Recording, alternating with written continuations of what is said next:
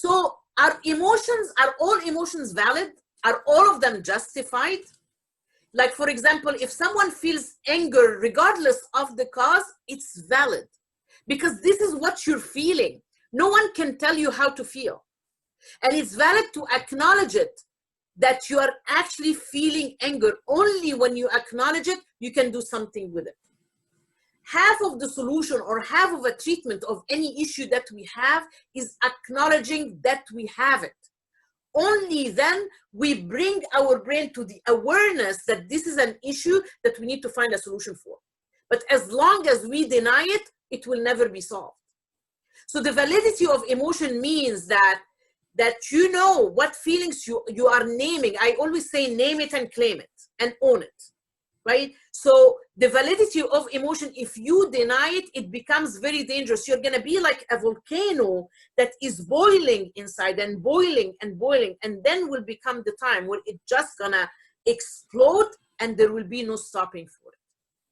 So it can have, denying our emotion can have big consequences that can cause emotional breakdown in the future if not addressed. It's exactly if you're having miscommunication or you're having issues with your significant other and you keep letting it go, letting it go, letting it go, and you don't say anything, but your frustration and your anger and is just, and even your resentment will grow bigger and bigger and bigger and bigger till will become the time where you're just gonna explode. And maybe at that point, that relationship cannot be salvaged anymore. And I'm one of the person, like even my husband always tells me that when something happens, I always talk about it. Maybe I wait a day or two, but I always bring it up. Why? Because if someone does something that I don't like, and I never address it, they might not have a clue that it's bothering me.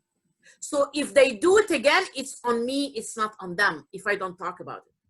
But when I talk about it and they do it again and again, then it's for me to take that decision if I want these people in my life or not. Remember, there are something called toxic people in your life that you always need to get rid of. So there are, believe it or not, you know how the light has 3 basic lights? I think it's the red, the yellow, and the blue. So our emotions are based on only 4 primary emotions. All the emotions, all that spectrum of emotions that we have are based on 4. And they are sad, mad, glad, and scared. Sad, mad, glad, and scared. So whatever emotion that we're having is a mixture of that. So if we are jealous, it's sad, mad, and being scared.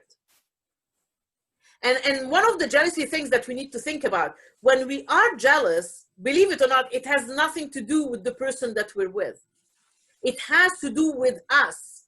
And it has nothing to do with like, oh, I'm just like, I don't want them to cheat on me, you know? But it's not about that, because if I'm with someone that will cheat on me, then they're not worthy of me.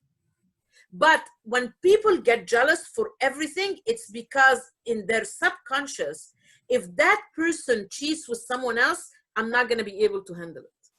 So that's the scare part. That's the fear part that we have. And also they say that some people later on, they added 2 more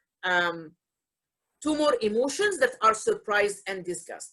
So emotional intelligence is part, for example, when we get surprised with something, what happens? If something in front of you shocks you or surprises you, what happens is we go like, our eyes get bigger.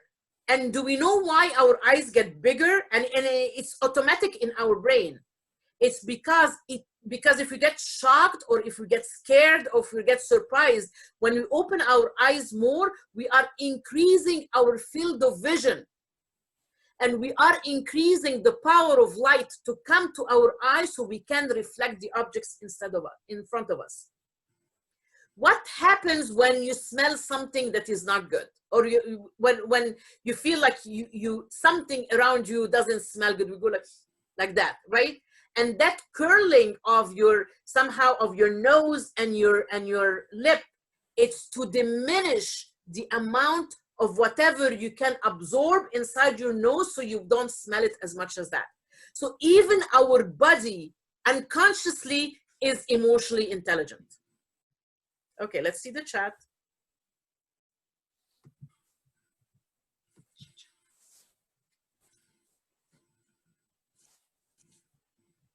Okay, great, Vico, thank you.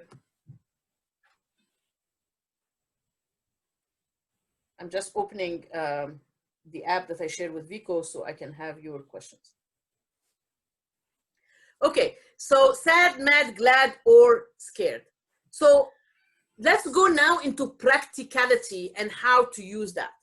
So whatever emotion that we get, we have three components of it. Physiological, basically what happens in our body, subjective, or what our emotions are, and behavior, how we react to it. So this is the order. Whenever you get something happens to you, whatever situation you go through, you need to, for a second, think, if you get angry, if you get sad, if you get happy, if you get surprised, how does your body react to that? What is your heart rate? Does it go up? Does it go down? Do you feel like you have more of a temperature, you like kind of fever when you get like totally scared or upset or angry? Do you sweat? Does your facial expression of facial muscles flush? How does your body react? Do you tense? Some people like get white knuckles. Like when I used to get really angry, my lips used to get numb. So how does it translate in your body? This is how to become aware. The second part, what emotion triggers that? Happy, sad, anger, frustration, resentment, love, what is it? And then how does your body react?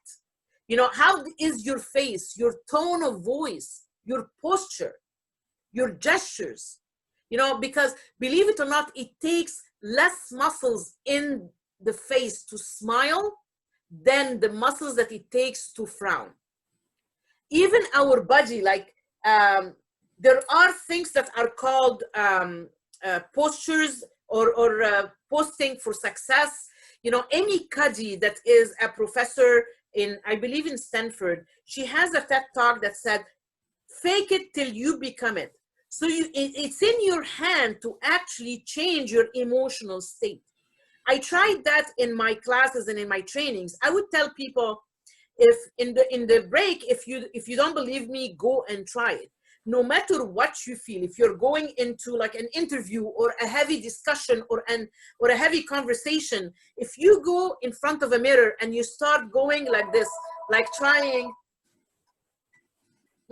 to smile like that, and push the muscles of your face of like a smiling posture or smiling grimace, what happens is that this movement of the muscles go to the neurons or the nerve cells in your face. It sends a signal through the little nerves of the facial nerves to go to the brain to say, I'm happy. And when it tells the brain, I'm happy, the brain secretes chemicals like serotonin, like oxytocin, that makes you even happier. So there are power poses. One of them is like how when we, for example, run a marathon or we feel victorious, we go like the big V like that. This in itself will make you feel self-confident, will change the chemical in your brain. And the other one, when you stand tall in front of a mirror and put your arms around in your waist, it gives you that importance. It right away, it makes the body or the brain secretes these hormones that make you happier or even happy, and it includes basically your self-confidence. So for example, if you're driving in the morning and a driver cuts you off, what happens? Like, I believe it or not, when I was younger, I used always to drive like sports car, convertibles and stuff. And if someone cuts me off, I will follow them till the end of the freeway so I can cut them off too. And I never thought how dangerous that could be, because I was young, I was stupid, but even now, it depends. Like if someone like cuts me off, like even when I say something, my husband, if he's next to me, he goes like, come on, let it go. And I'm like, I'm not angry. It's an observation. right? So I look at someone that is like going crazy, and like I said, oh, maybe they have an emergency. So I'm bringing my empathy, my empathetic point out. So maybe they have an emergency, so I don't get angry. When you're practicing empathy, you cannot experience anger at the same time. They don't go together. Empathy takes over. So if someone cuts you in the morning, you probably, or someone hunged at you, it might be that you got a little bit angry. So but you don't do anything about it. So anger builds on anger in our primal brain, or what we call the amygdala, and it becomes a ripple effect, and it takes hours or even days to go away. So the combination of the two responses of anger shows how we get, if we started by being angry, we get angrier as we go. And sometimes you tell someone, or even you tell yourself, that situation didn't warrant that much anger. But it's not, they were not angry at that situation. They were already irritated, or you were already irritated and you overreacted to whatever situation was. So Dr. Paul MacLean said that our body, like our brain, like I always say, is three parts. Physical, which is our survival mode, you know, and then emotional, and then logical. And like I always say, the three parts go against each other. That's why sometimes we say, my heart is telling me to do this, but my brain tells me no. So we solve the problems basically from our survival brain, because we need to make sure that we are okay, that we're not in danger. So we go from the survival to the emotional to the thinking, in that order, not the other way around. So the part where we think is actually the third part that we go to. So first, we need to know that we are safe, that we know where we are, that we perceive that we are in no danger. This is where the survival brain is, right?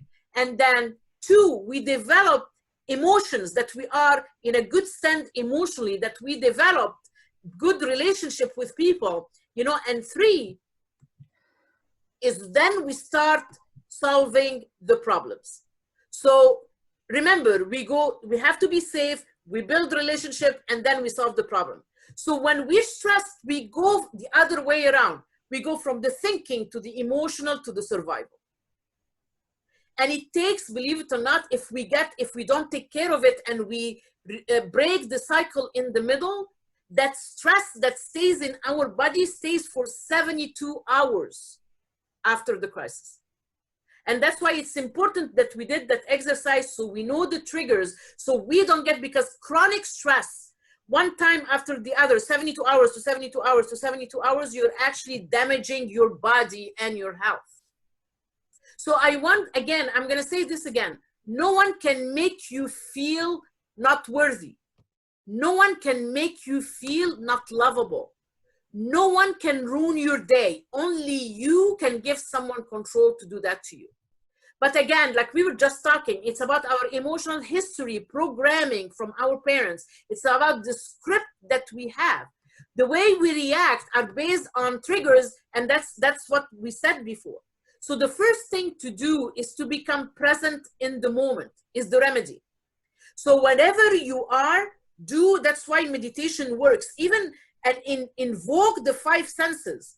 Like sometimes in the beginning, when I first met my husband, we used to have like fights, and then I didn't know how to deal with it, because I had all these insecurities and stuff. And then later on, now I don't even call them fights. They are discussions. And even when I think it's a little bit bigger than a discussion, even when I feel it's a little bit bigger than a discussion, my mind goes through times where we had a great time together, and I stay there. I use my five senses. I close my eyes, and literally I take myself into that place where we had a great time. I can smell the ocean, if you were like by the sea. I can touch like a margarita. I can hear the birds. You know, I use my five senses to take me there, and it will detach me from whatever intense situation that we're in. And you might say, yeah, but you said you need to actively listen. Sometimes in a fight or a discussion, you don't really need to listen, because people are angry. So don't absorb every angry word that you hear. Because even when we, all of us get angry, we say things that we usually regret later.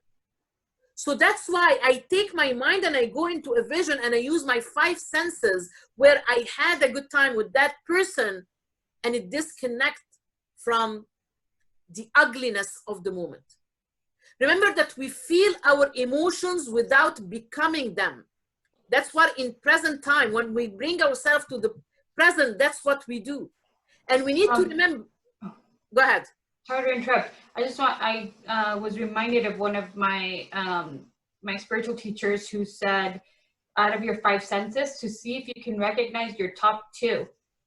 So prior to this, I wasn't aware that some are stronger than others. So like my least of my strongest senses is scent. I can't smell as good as someone else, but my top 2 are hearing or sight, which is why I get triggered with too much sound.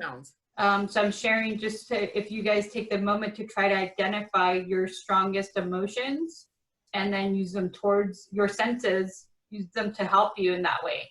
Absolutely. Thank you, Lisa. My least sense is the taste sense, because the 5 senses are hearing, seeing, smelling, tasting, and touching, right? I like to touch things. I like to have that practicality of touching things and seeing things and hearing things. Then becomes the scent. You know, my husband always tells me that I have a very high sense of smelling, right? And tasting is the last one. So yes, very good point, Lizette, absolutely. So grasp that the triggers that happen, like the exercise that we just did, are outside of me, but the cause of my emotions are within me. So we only experience the emotions, but the triggers on how we feel a certain way is inside of us. But the triggers are not inside of us, are external. And that's why if we, like the exercise, if we stop it at the trigger, like the minute I feel frustrated, so my heart rate goes higher, or I feel like I'm getting frustrated, you know, I disconnect myself from the situation, like Mike was saying, maybe go away for a couple of minutes and I can come back in a little bit more rested or a little bit more in peace, then I don't escalate the situation. But also, yes, the cause of emotions are within us, but we are not our emotions, like we saw the video in the beginning. So only watch, witness, and observe. If you try to do that, you will solve 90% of situations that make us frustrated, resented, or even angry. One of the things that I always used to do, and it's part of, believe it or not, cognitive behavior therapy, is that I used to wear an elastic band when because I used to get really angry fast. And I used, the minute I start feeling that anger, I will just snap the elastic band. And this triggers my brain to stop, to wake up from where I am. So I do, and I learned, I combined the trigger of this elastic band with deep breathing. So now it's automatic. So it will calm me down.